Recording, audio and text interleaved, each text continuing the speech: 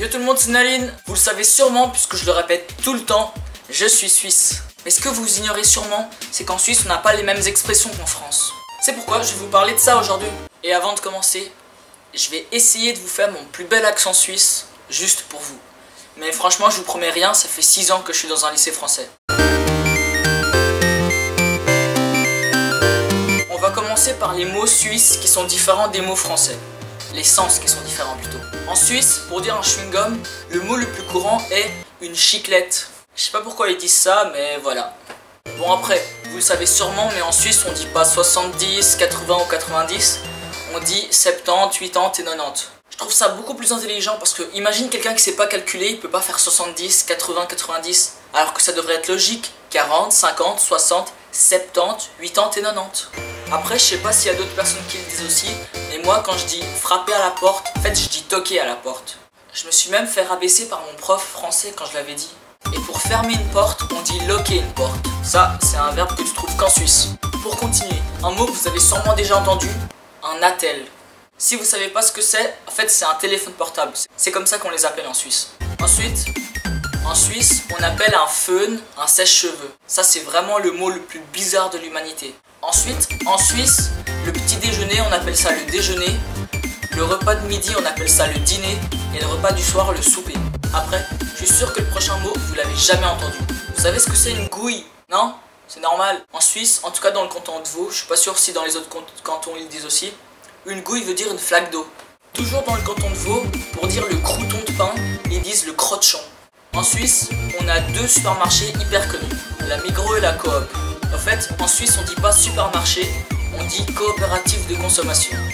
D'où le mot coop, d'où le nom coop, qui vient du mot coopérative. Et je me rappelle qu'à la Migros, quand tu payais, la vendeuse elle te demandait « Vous avez la carte Cumulus ?» La carte Cumulus étant une carte de fidélité permettant des réductions et tout ça. L'équivalent du sopalin français est le papier ménage en Suisse. Et les Suisses appellent les yaourts les yogourts.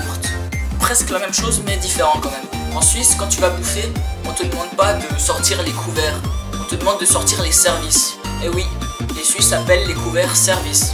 Ou plutôt, les Français appellent les services les couverts. Ou alors, les Suisses appellent les couverts les services. Ensuite, un mot hyper chelou, pour dire un bar en Suisse, on dit un carnotset.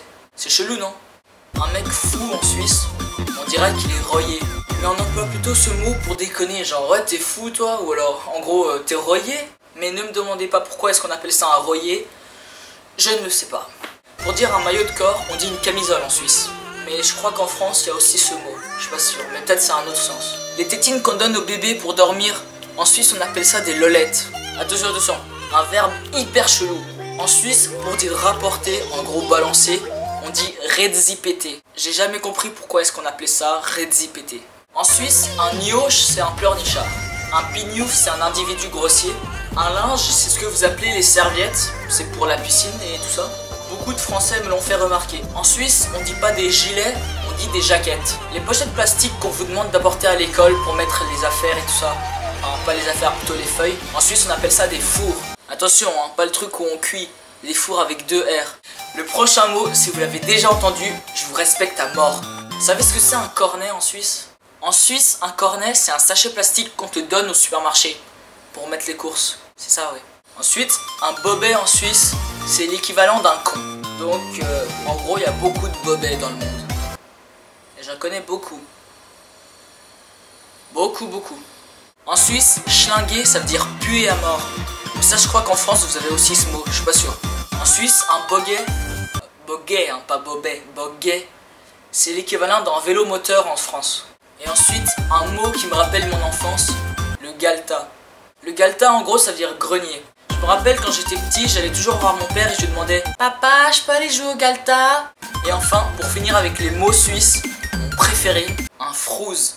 Vous devinerez jamais ce que c'est. Un frouze en Suisse, c'est un français frontalier, mais aussi des Français en général. Et il y a un truc qui me fait péter de rire. Mon père, il a légèrement modifié le mot et il appelle les Français les franzouz. Et maintenant, on va passer aux expressions. Pour commencer, l'expression qu'on entend beaucoup en Suisse, il fait une c'est tiaf ici. En France, on dirait il fait extrêmement chaud ici. En Suisse, pour dire récurer, on dit passer la panosse. quand quelqu'un vous invite à vous rincer le gosier, en gros il vous invite à aller boire un coup. En Suisse, pour dire mettre le désordre, on dit mettre le chenille. Ça je me rappelle très bien, mes parents ils me disaient ça quand j'étais petit. Oh c'est quoi ce chenille dans ta chambre? En Suisse, quand quelqu'un se trompe, il va pas dire oups, je me suis trompé. Non, il va dire oups, je me suis chié. Quand quelqu'un vous rend un service et qu'il vous répond sans autre, en gros ça veut dire sans rancune, donc t'es pas obligé de lui rendre quelque chose. Un truc qu'on remarque chez les Suisses, c'est qu'à la fin des questions, ils disent ou bien ça c'est un truc que tu trouves qu'en Suisse. En gros ça veut dire est-ce que je me trompe?